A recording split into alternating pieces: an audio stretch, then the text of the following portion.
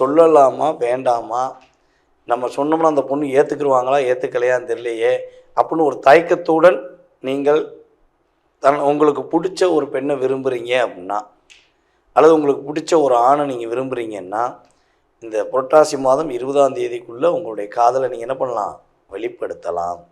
ஏன்னா உங்களுடைய ராசி அதிபதி எங்கே உட்காந்துருக்காரு, 7ல் உட்காந்துருக்காரு. உங்களுடைய ராசிக்கு 2ஆம் இடத்த அதிபதி மற்றும் 7ஆம் இடத்த அதிபதி என்று சொல்லக்கூடிய சுக்கிர பகவான் உங்கள் ராசிக்கு 5ஆம் இடத்துல உட்காந்துருக்கார். அப்போ காதலை சொல்லலாம். இப்போ கேது பகவான் சுக்கிரனோட சேர்ந்து இயங்குறாரு, அதனால் எதுவும் பாதிப்பு வந்துடுமா அப்படின்னா, கொஞ்சம் தடுமாற்றத்துடன் சொல்ல வேண்டிய சூழ்நிலை, அல்லது சொன்ன பிறகு சின்ன தடுமாற்றம் இருக்கும். ஆனால் உறுதியாக பெரிய பாதிப்பு கிடையாது.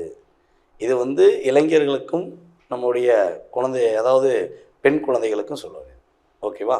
இதை தாண்டி கணவன் மீது மனைவி அனுபவிக்கிறதுல பிரச்சனை இருக்குது.